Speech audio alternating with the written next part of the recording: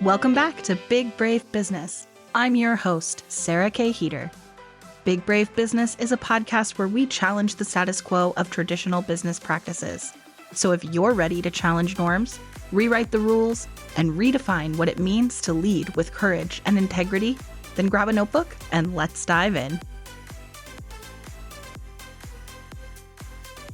Welcome back to Big Brave Business. If you don't know me, I'm your host, Sarah, and I am here with me, myself, and I this week doing another solo episode. This is my second ever solo episode of this podcast.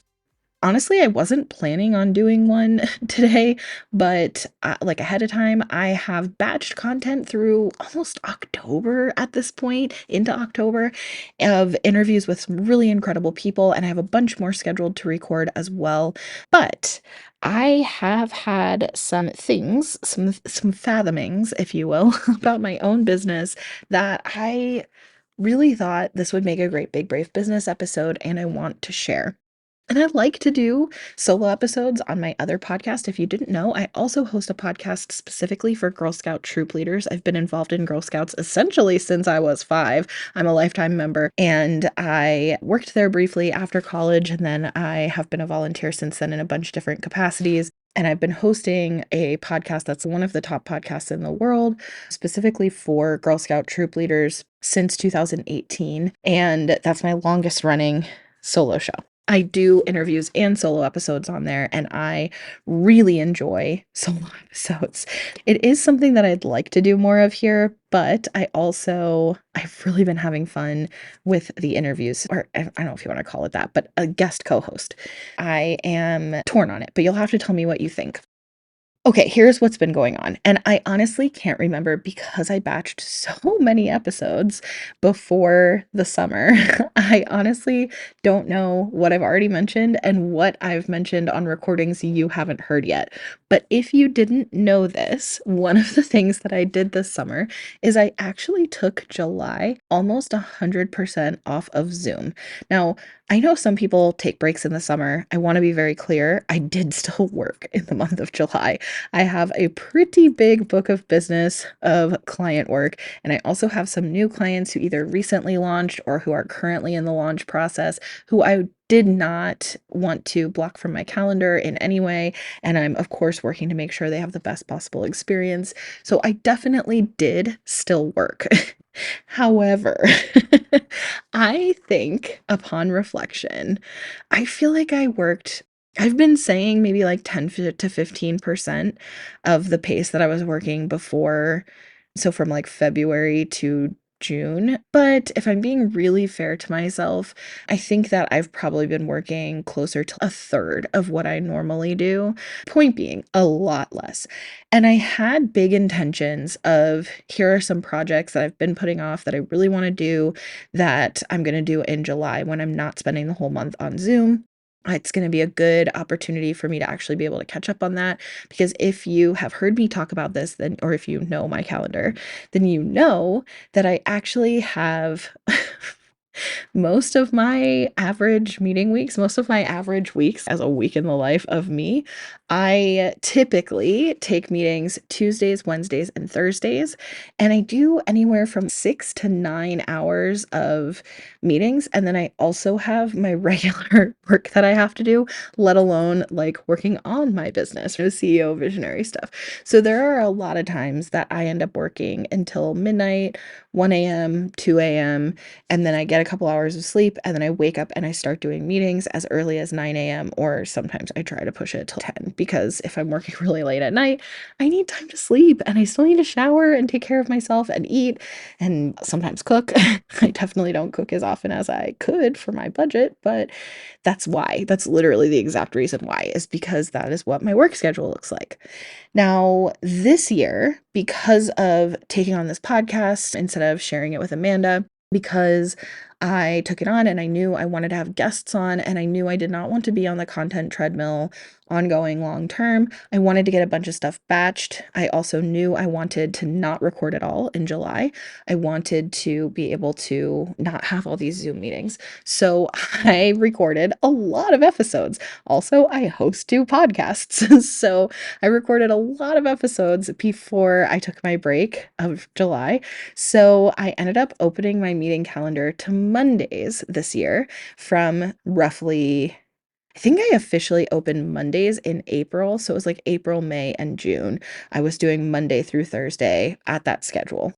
I still work Friday and Sunday and sometimes a little bit on Saturday. I try to take Saturdays pretty much off, but that's just like a little glimpse behind the scenes of what my work life looks like. All of that to say that this year in 2024, I have somehow become an entrepreneur stereotype where I am working around the clock. So you always see those posts and memes and things like that about how entrepreneurs quit their 9 to 5 so they could work 24/7. And that has never really been me. I went through this thing last year where I was like tracking, or maybe even a year and a half ago, where I was tracking my time, and I was very aware that I was working roughly like 30 hours a week most of the time. Some weeks were a little lighter, some weeks were heavier, of course, but generally speaking, I was working on average about 30 hours a week. And in 2024, it has easily been double that. In July, I decided I was going to get off of Zoom, and that was going to free me up to be able to work on some other projects. Now, I also knew one of the things I wanted to do during July was that I wanted to rest. I knew that was true. I wanted to rest, I wanted to play, I wanted to invest in the relationships that mean the most, which are not necessarily work related, right? My partner, my kids, my mom, my closest friends. I wanted to be able to pour myself into those relationships and also really take care of myself, and that includes rest, play, etc. So I knew that that was also true. I did think when I kept on coming up with projects I could do in July, I did have a realistic understanding that I wasn't going to get as much done as I thought I was going to get done because rest was my number one priority. But I knew I needed it. I knew I needed it. But I also really think that I was pretty realistic with I had 3 top line priorities that I wanted to make happen in July, knowing that it might realistically end up being like 2.5. But I wanted to at least make progress on 3 things, and I had those 3 things picked out, and I was pretty clear on that. I didn't do any of those 3 things. I did rest. I got a lot of rest in, I got a lot of play in, I got a lot of good social time, and I did also work. I ended up having 4 real meeting days in July, like my kind of more standard meeting schedule, and I also had 2 like one-off meetings that I did, just 30-minute check-ins in the middle of the day on a day that I didn't have anything else otherwise scheduled. So you could count that as 6 meeting days in July, but I don't really count those 2 one-offs as meeting days. It was literally just a conversation. And so that means in the entire month of July, I had 4 days of meetings where I normally had 4 days of meetings a week before that. So definitely way slowed down. And I yeah, I played my Switch, I read, I spent a lot of time with my mom, which is really good. I am in my mid to upper 30s. My mom is aging, and that time is precious, and I don't take a single minute of it for granted. I that is really precious to me. And yeah, so it's been good. Also, a lot of time and emotional bandwidth for I have 3 kids, 3 stepkids. They are young adults, and so them and their partners, so that's all been really good. And I also did work on some stuff. So I took care of all my clients. That's all good. I also added some new clients. He brought in a couple of new accounts, some that we probably already knew of before July started. So I don't want to give numbers that are like maybe falsely inflated, but let's just go ahead and say 2 that I knew about before July, but we officially brought in July, and then 2 more that are brand new that I absolutely did not know before July. And that's where some of those one-off conversations come in, where it was like, yeah, I'm not gonna pass up on this opportunity. Some good growth happening, and all of that really says that I was working a fraction of the hours, and I made more money in July than I made in June. And that begs the question, my friends, why am I working so hard to not get ROI?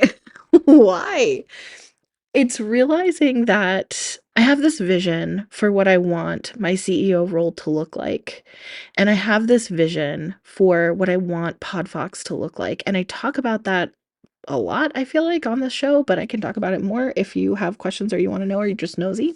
I'm happy to share. It's one of my favorite things to talk about, but I have always had this thing, and I've shared this on this podcast before, I'm sure, but it's this ongoing joke in my family.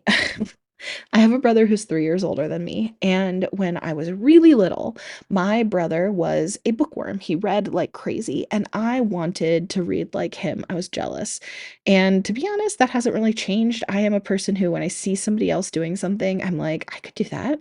Actually, that's how I got into podcasting. I started listening to podcasts, and immediately I was thinking I could host one. Eventually, that led to I could run a podcast production company and strategically consult on podcasting all over the world. I have this, I guess, ego when it comes to this kind of I see it, I want it, I'm going to do it.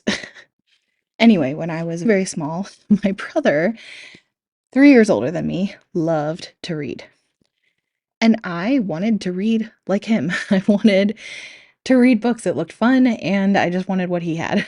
I wanted to read, and I would beg my mom, I wanna read like my brother." And my mom would say, "Okay, but you have to learn your letters. I'm trying to teach you your letters." And I said, "I don't want to learn my letters. I just want to read." And of course, I was reading before I went to kindergarten. I was reading youth chapter books, not Lord of the Rings or anything, but I did become a very early reader. It's still a very huge pleasure of mine. I love, love, love to read.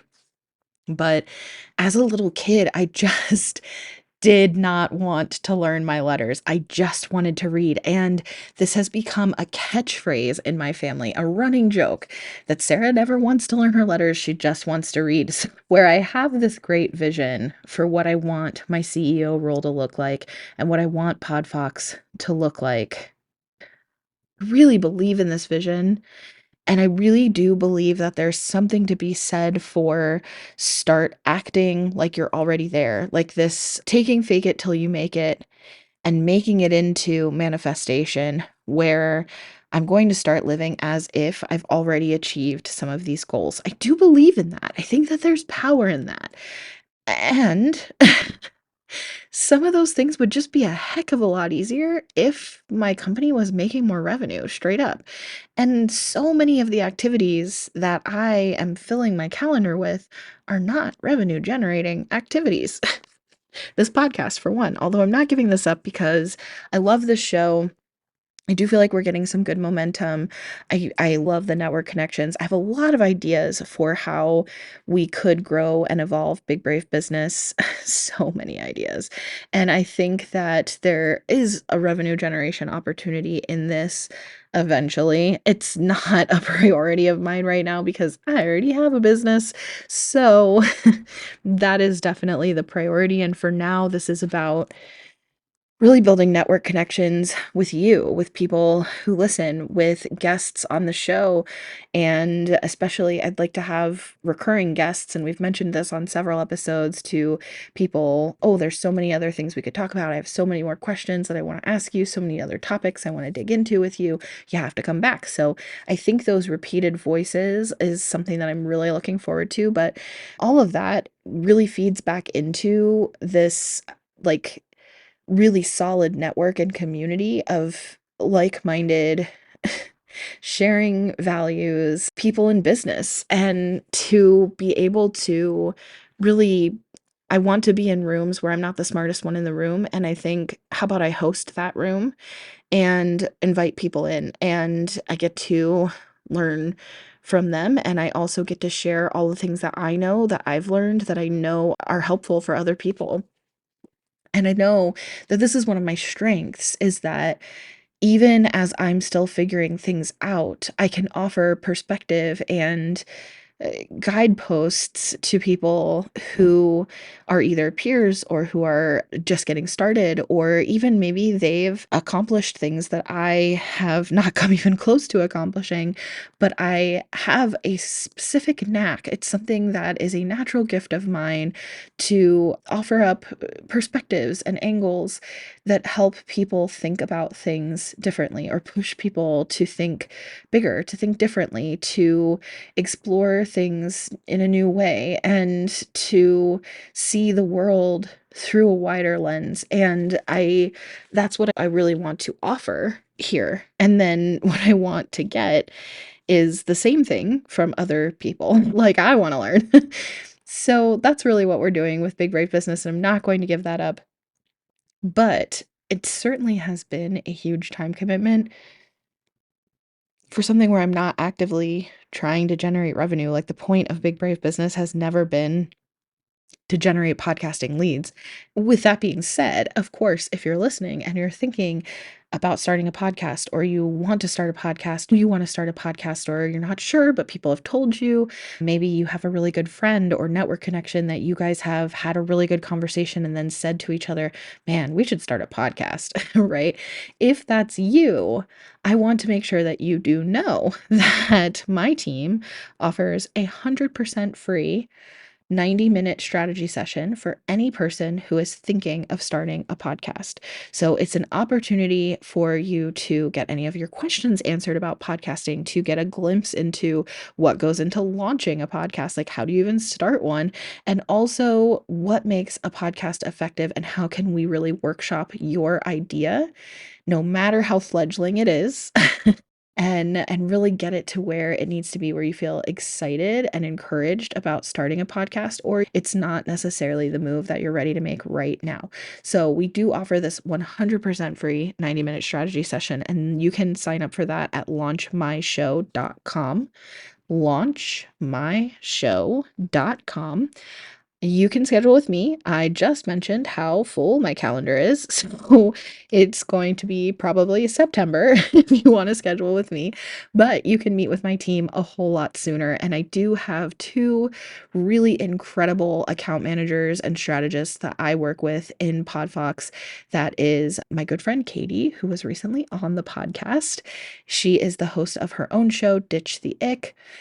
And I also work with my brother-in-law, Matt, and yeah, they're both really incredible people. He has a lot of experience with more the creative side of things when it comes to photography and music, lots of experience in music and audio, and really like brilliant when it comes to the tech side for sure. Lots and lots of things there. But all three of us are, I would say, the best in the biz. Shameless plug. So you can't go wrong. And their calendars are definitely a lot more accessible than mine. So you can definitely meet with Katie or Matt a lot sooner. So launchmyshow.com if you're thinking of starting a podcast. If you already have a podcast, but you're looking to switch to a different manager or producer or editor, or if you are currently DIYing it all yourself and it's too much work and it's not growing and you don't really know where it's going wrong or what you're doing, or you just can't do everything yourself anymore, you can also schedule just a 30-minute session with us, and we can check in about the services that we offer and whether or not it's a good fit to outsource some of that work to us, or all of it, right? And get it all off your plate. So we do offer that as well, and I will put the links in the description of this episode so you can schedule with me or Katie or Matt, or first available, right? Okay. The point of this show has never been to get podcasting leads. I don't talk specifically about podcasting a whole lot on the show. I do think that there is something to be said for, this is the kind of community where it's probably pretty likely you either have a podcast, you've thought about doing a podcast, or maybe you haven't gotten there yet, but the reality is you'd be great at podcasting and you could make a really big difference with your voice. That is probably true. I also do hope that this is helping people understand my core values values, my business's core values, my mission, the way that I do business, the way that I approach things. And if that helps you make a better decision, of course, I hope you get that from this podcast too.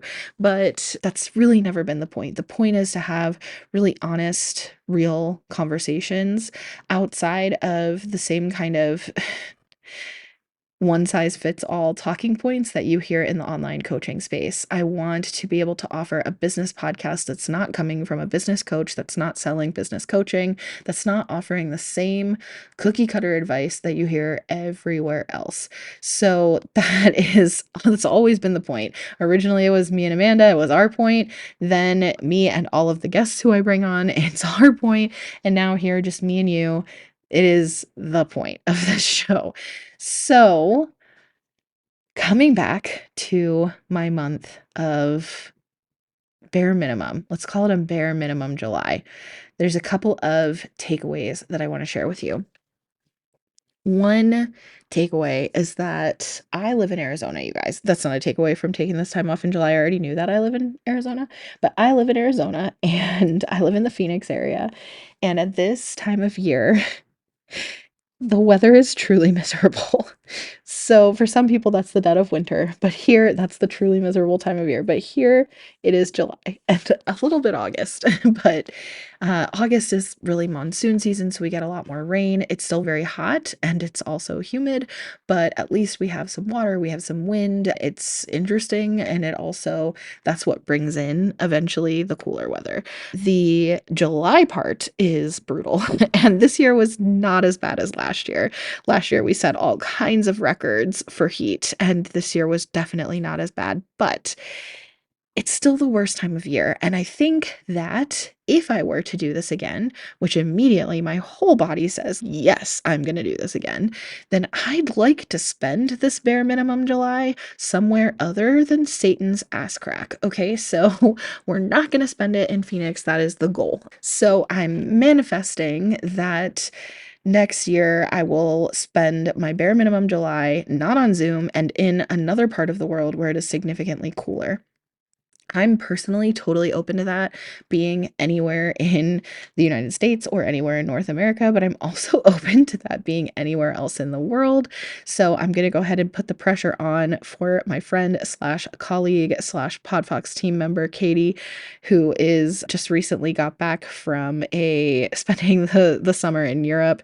And she's very much dreaming of living there and trying to figure out how to realistically coordinate the logistics to make that dream possible in the next year. So if she is in Europe full time next year, I am officially manifesting that I am spending my bare minimum July visiting Katie in Europe. That sounds like a dream. So we'll see what ends up happening, but it would be nice if it wasn't in Phoenix. Okay, so that's one thing, is that I would like to do this again, and I would like to do it somewhere else. And it's a little bit of that digital nomad kind of life or opportunity, which is a lot harder when you have to be on Zoom a million hours a day. It's possible because you could do Zoom anywhere you have either cell service or internet access, but it's not the same as like having a dedicated office to be able to take those calls in, especially if it's like a lot of calls. If it's just occasionally you're getting on Zoom, yeah, I could do that from any other part of the world, but that is part of the bare minimum July. It's like feeding into that a little bit. It's also still having my home base and being able to take a little bit of a summer vacation, which is what I called it this summer, but to go explore and see things and experience things. So even if I'm somewhere in Arizona, but just in like northern Arizona, like up in the mountains or something like that, where it is just significantly cooler and I'm still spending most of the time inside. It's just that it's not 1,000 degrees outside. I'm totally manifesting that. But yeah, the big takeaway is really, how am I spending my time and what can get cut? And that's what I really was inspired to make this episode based on, is because of this kind of light bulb moment that I think there are. You're not going to hear me say this often, but I think there are some lessons here that can be learned from say, corporate, which is that periodically we see these like massive corporate layoffs where a ton of people's jobs get cut, and in addition, entire departments get slashed, huge projects get slashed, initiatives get slashed, and the people who are left behind thinking, who is going to take on all of that work? And I say this gently because I've been on both sides. I've been the person whose job got slashed, and I've been the person who's left behind to get stuck with all the work that there is now that there's less people. But I can say from a leadership perspective that nobody expects that all of that person's work is going to get adapted by someone else. If a job is eliminated, there is an assumption from leadership that we don't need all of that work to be done. And that's a really hard reality because a lot of times when we lose our jobs, and this is coming from somebody who's been laid off. If you've been listening for a couple weeks, you heard me share my layoff story, and I talked with Liz Richards about her layoff stories. And I am very sensitive to this. I really do empathize and understand what that experience is like when we're working. A lot of times when we're laid off, it's not performance based at all. So we're working really hard. We're really smart. We're really talented. We're really likable. We are offering a lot of value. We're contributing a lot. But what we're contributing, somebody somewhere in leadership determined was no longer either a priority of the business or it wasn't supporting the direction and the mission and the major initiatives that the company is moving forward focused on.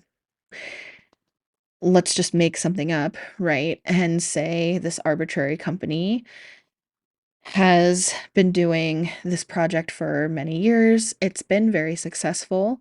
It has had really great results, and it still is a very effective project, a very effective initiative. And the team who supports that project, they work really hard and they're super proud of this work. And then leadership sets their goals for the year or the quarter or the next 5 years or the next 10 years or whatever their vision is for the company.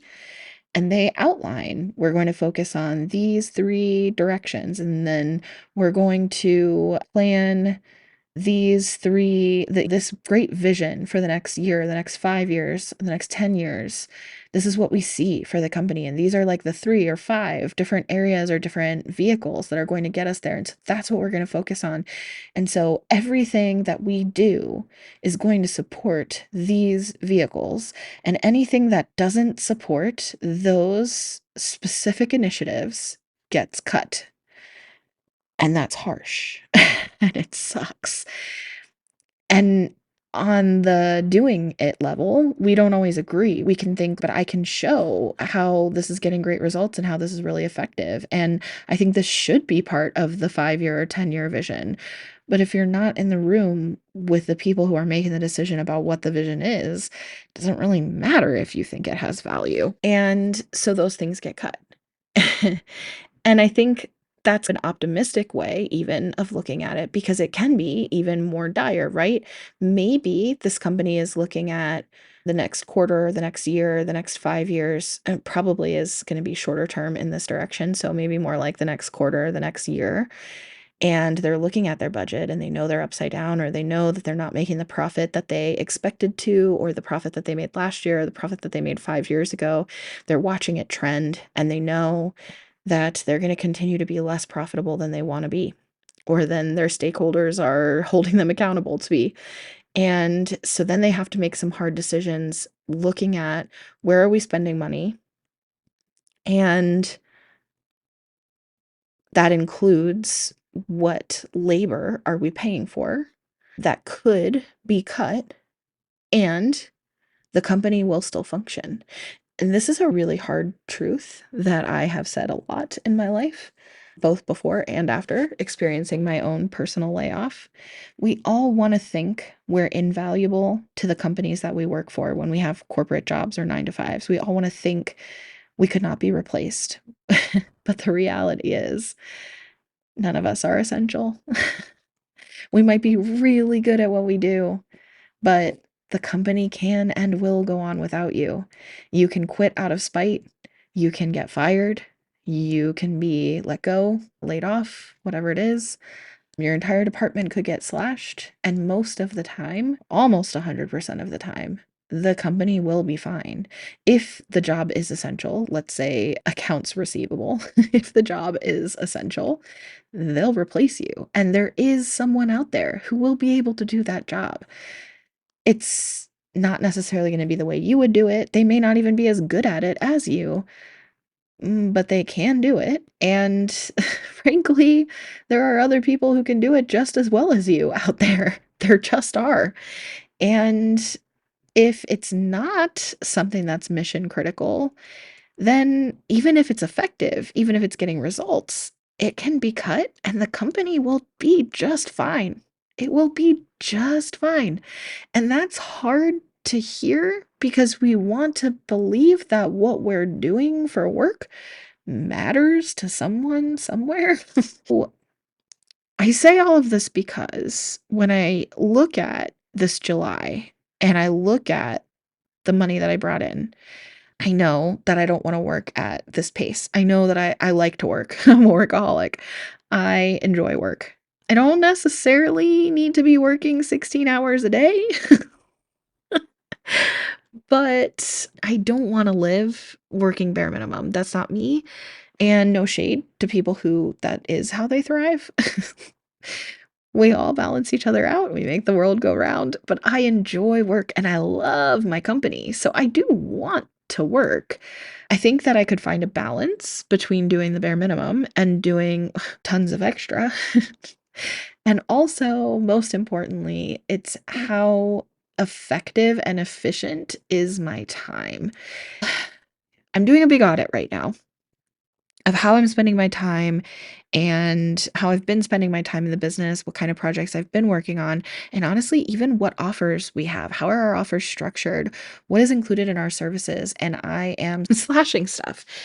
Big decision that I made. I've talked about it on this podcast before, but not, I don't think, in a while. So I have this part of my business that's called the Audio Revolution. It is a membership. It's a monthly subscription, digital subscription, where what you previously got access to is 2 live group calls a month. One is a themed training.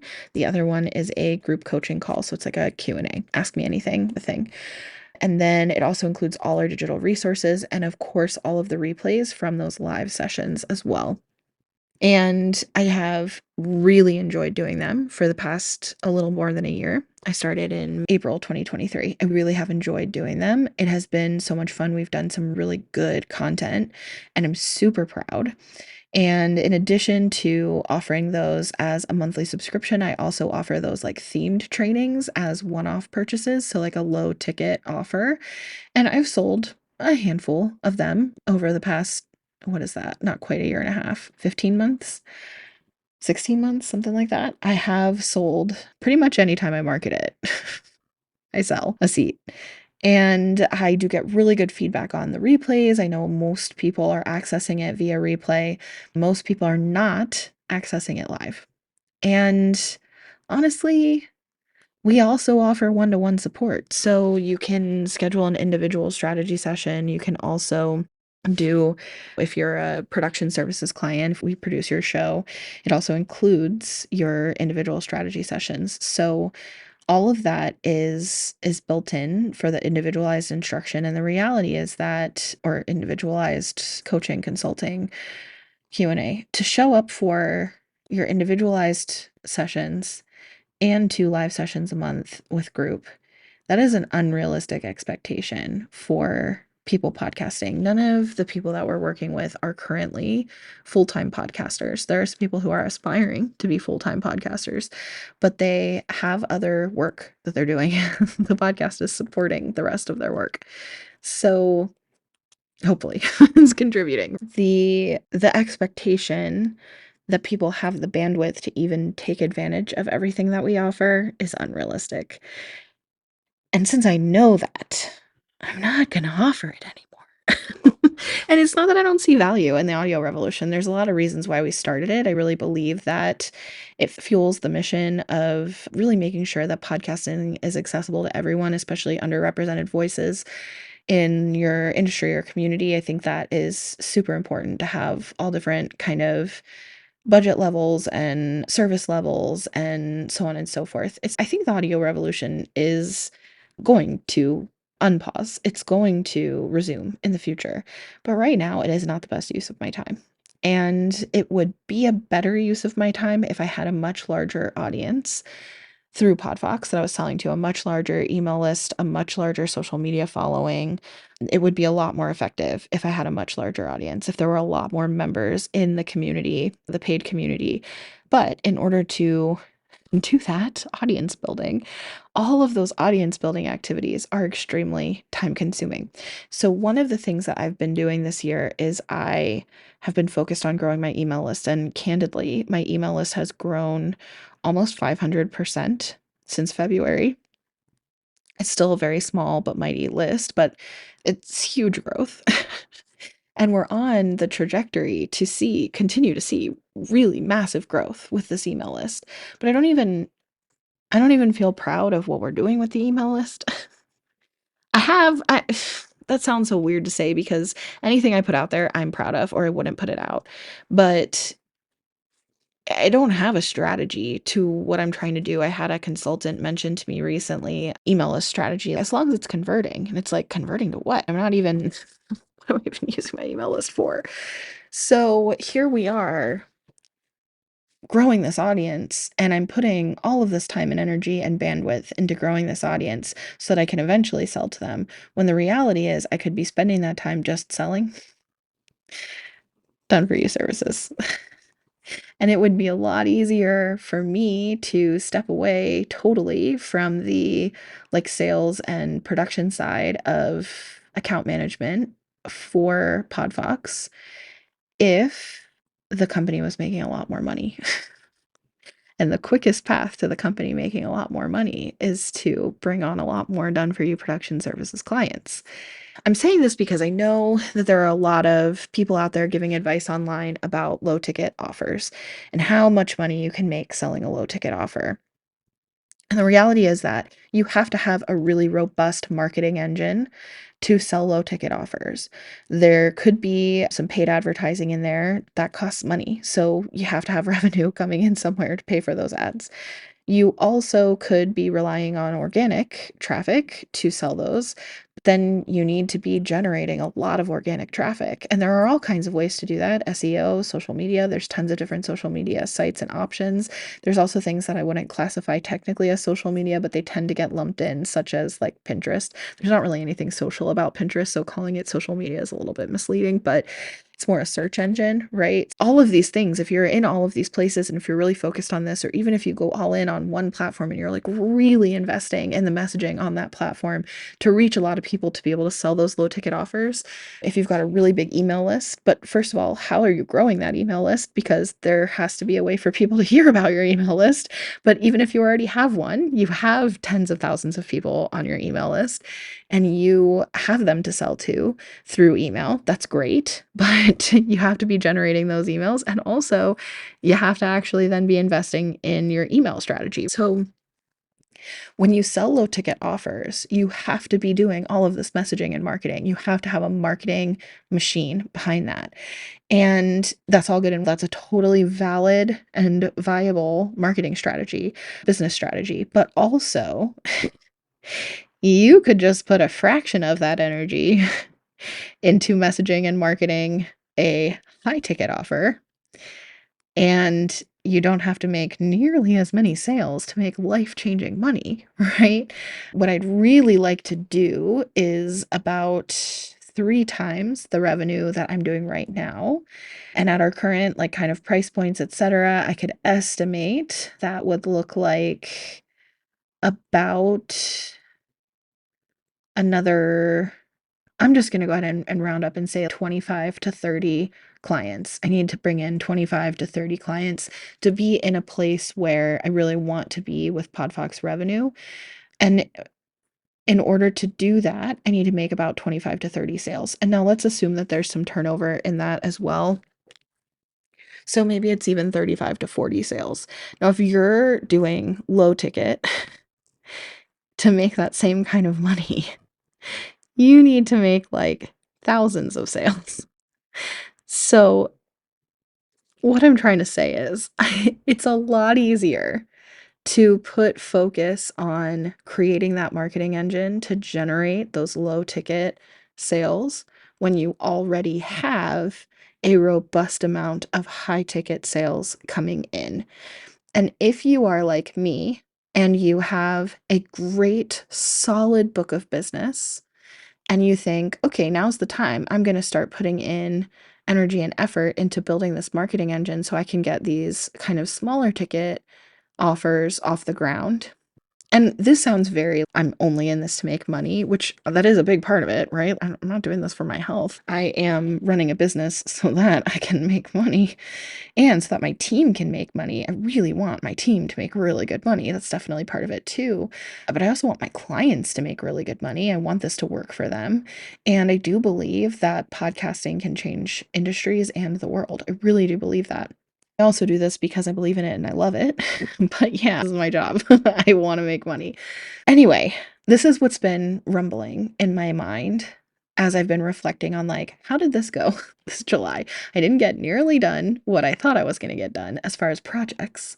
But then I think about the amount of hours I've spent on projects. And even though I didn't get any of those projects done in July, I still made more money.